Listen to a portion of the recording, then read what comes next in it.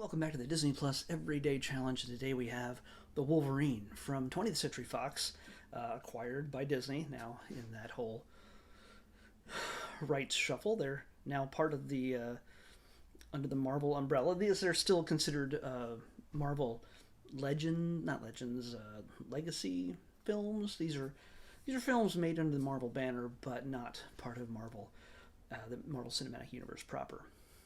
Most of you know that. This is from 2013. It's a 2 hour and 6 minute film, and this is probably the best Wolverine film that doesn't that has the word Wolverine in the title. So Logan is pretty much considered the best of the Wolverine films, but I'm sure if you disagree, there's a place on the internet to talk about that nicely. I'm sure. I've heard.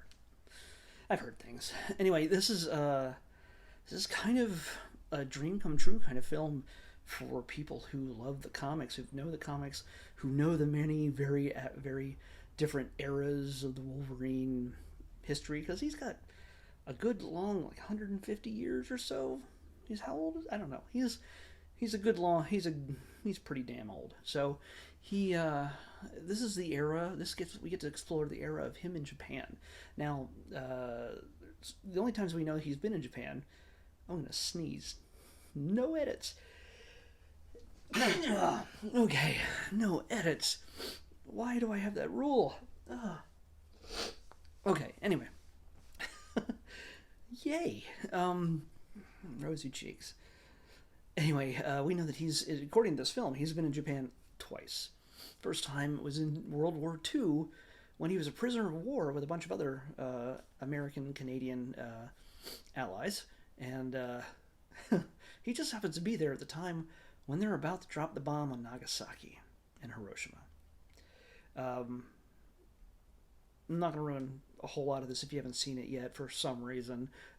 Imagine if you're interested in Wolverine, you would have probably already seen this. This is nothing new. But for those of you who are looking to explore new things on Disney Plus and haven't seen it yet, I'm not going to ruin some twists and turns.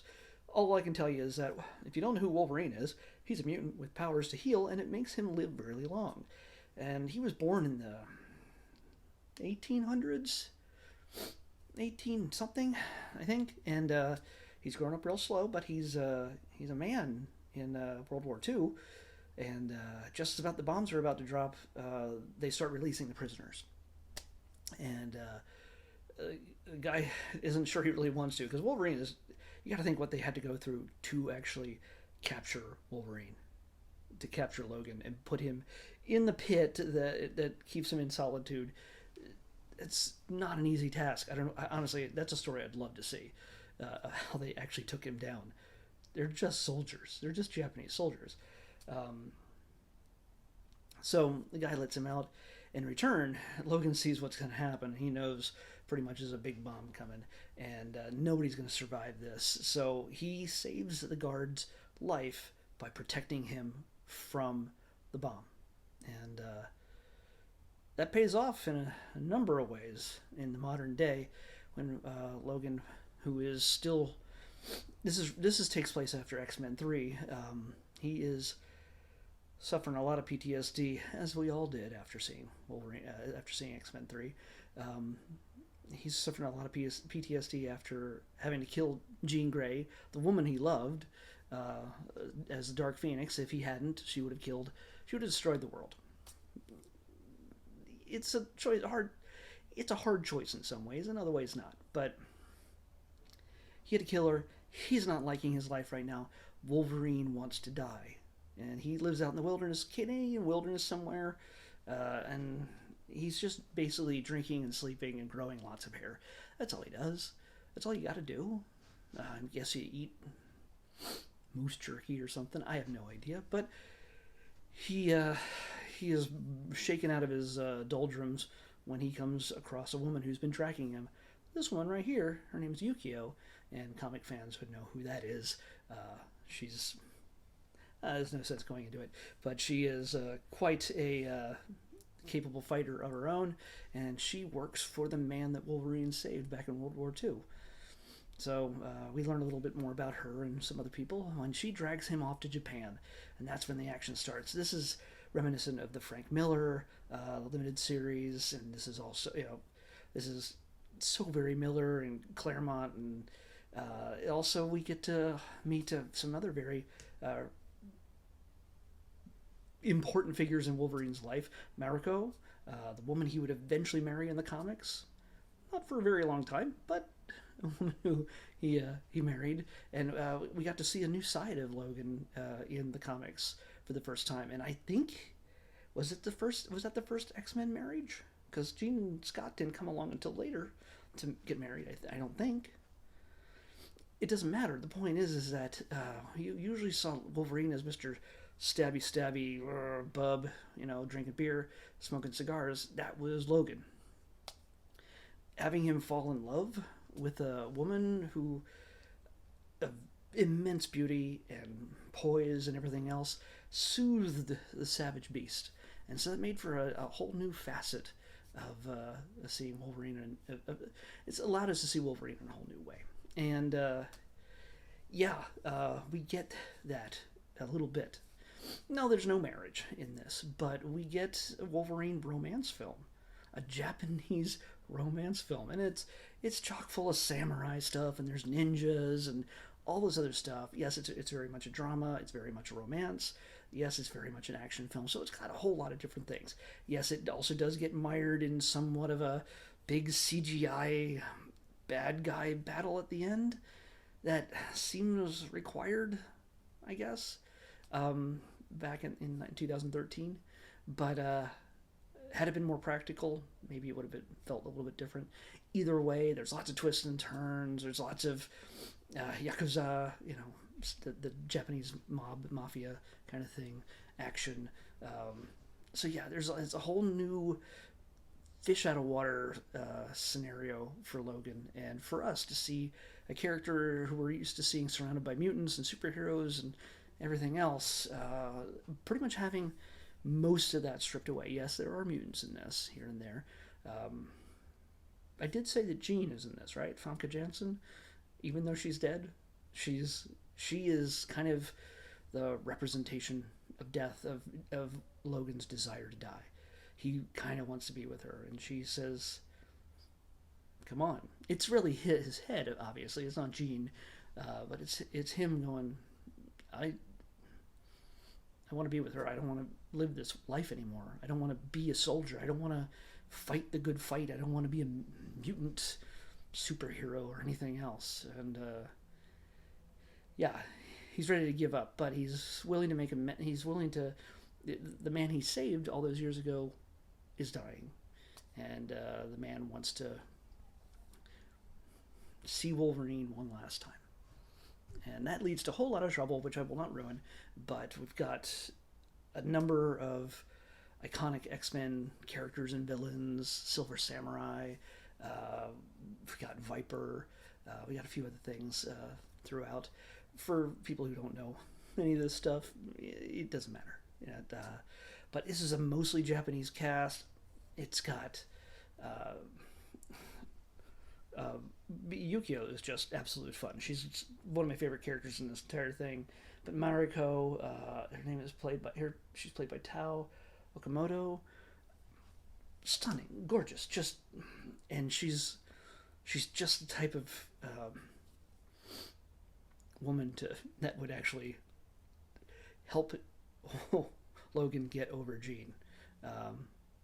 She's definitely not anything like Jean, but man, I think the woman just has to walk into a room, and I think any man would be seduced. And it's not like she even has to try. She's just stunning, and she can hold her own. Yes, she's not a little wilting wallflower kind of thing. Wolverine doesn't have to rescue the princess, even though he calls her the princess every once in a while, in a nice little Han Solo, Princess Leia kind of way. And they kind of do have that weird little tension for a while, where they really don't want to be around each other, but they're kind of moving each other's direction a little bit. So we got that Han Leia thing going. But we get to see so much of this is shot in Japan. There's also a big, crazy, over-the-top fight scene on the top of a bullet train, which, that's a crazy awesome set piece. Uh, so yeah, that's just fun. And back in the time when every movie was coming out in 3D, yeah, that just looked great. They did a really good job with that. Um, like I said, there's lots of little twists and turns in this. It's it is you love Hugh Jackman. Um, there's still plenty of humor, even though this is basically Wolverine wants to die. It's a very dark film, um, but yeah, there's lots of humor, and gosh, I can't remember if I said this already.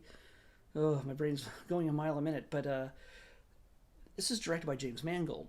So was Logan, and I don't know if it was intentional always at the time when they made this, but Yukio was given certain powers in this movie that she doesn't have in the comics, that I'm aware of. It. I don't remember it happening, um, but she can tell the future. She can see when people die, and she sees Wolverine's death in this film, and it gives a certain level of tension to say, "Oh man, maybe he will die in this film." You know, he could die, then he'll come back to life or whatever, but maybe he'll die. And that leads to a whole lot of tension because a whole lot of crazy crap happens in this movie that you didn't think would ever happen with Wolverine. Um, he loses his healing powers, among a number of things. But that's just scratching the surface. Sorry if that's a spoiler, but yes, that's the kind of thing happens. There's some other stuff that happens I will not ruin. Um,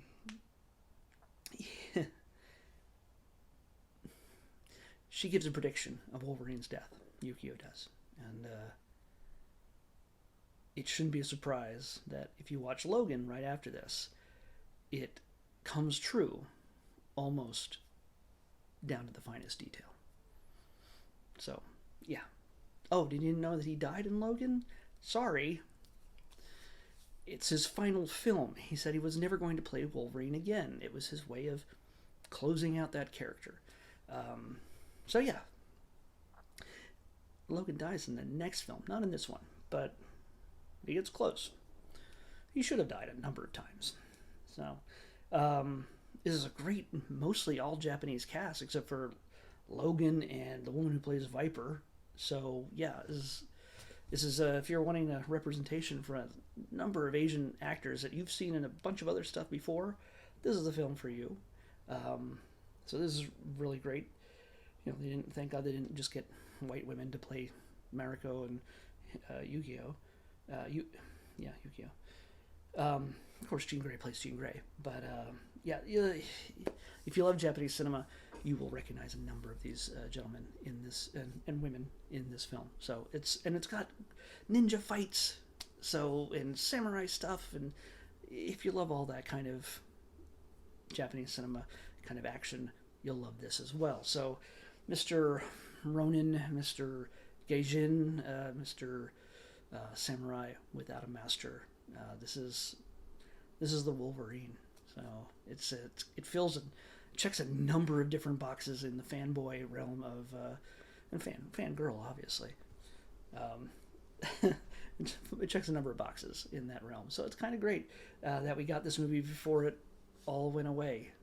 He couldn't play Wolverine forever, but man, we got to see some Japanese action that era. What I would love to do, the film, I'm not going to spoil it really anything. I'm going to tell you the end just a little bit, but not people's fates, obviously, other than what you already realize.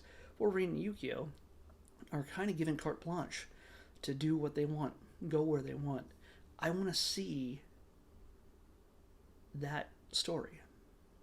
I want to see that story where they get to travel, because the mid-credit sequence takes place 2 years after the end of the film, and he's in an airport, which I won't ruin that either. You need to stick around for the mid-credit sequence.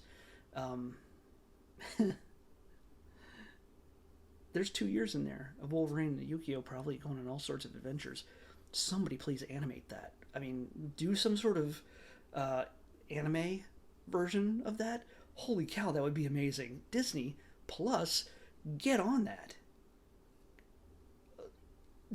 Do an anime version of Wolverine and Yukio traveling the world, having maybe even a resolution to the relationship he has with Mariko. Maybe he does get married in those 2 years. They go back to Japan. And who knows, you could have all sorts of different villains, and it could be a bit more mature. It doesn't have to be, kiddie cartoon stuff. Come on. Let's get on that. That seems like and you have a finite time period, because this movie then leads into, I think, Days of Future Past. This is the next film that is in the running. So, yeah, get on that, Disney Plus. You own the rights now, and get Hugh Jackman. Yes, he's done with it. If you can't get Hugh Jackman to just do the voice, get somebody else who's close enough. Just do it.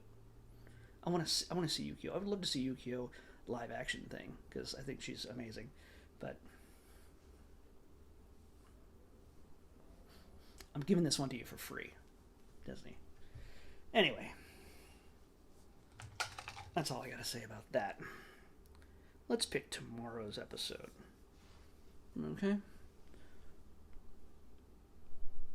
351. 351. Back to the 300s. Come